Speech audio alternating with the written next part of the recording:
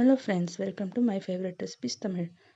Baby potato gravy எப்படி செய்யுதுன்னு பார்க்கலாம். ஒரு மிக்ஸி ஜாரில் வெங்காயம், தக்காளி, இஞ்சி, பூண்டு சேர்த்து அரைச்சி வச்சுக்கோங்க.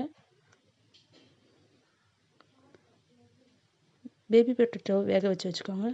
அதை லைட்டாக ஆயிலில் வறுத்து வச்சுக்கோங்க. கடாய் வச்சுக்கோங்க, அதில் எண்ணெய் ஊற்றிக்கோங்க.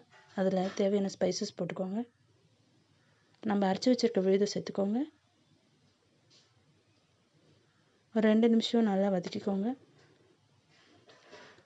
மிளகாத்தூள், தனியாத்தூள், கரம் மசாலா போட்டுக்கோங்க. உப்பு சேர்த்து நல்லா வதக்கிக்கோங்க. தேவையான தண்ணி ஊற்றிக்கோங்க. இந்த கிரேவி ஒரு 5 நிமிஷம் நல்லா கொதிக்கட்டும். கொதிச்சப்புறம் நம்ம வறுத்து வச்சுருக்க உருளைக்கிழங்கு அதில் போட்டு ஒரு 5 நிமிஷம் வேக வச்சு எடுத்தால் சுவையான பேபி பொட்டேட்டோ கிரேவி ரெடி ஆகிடும்.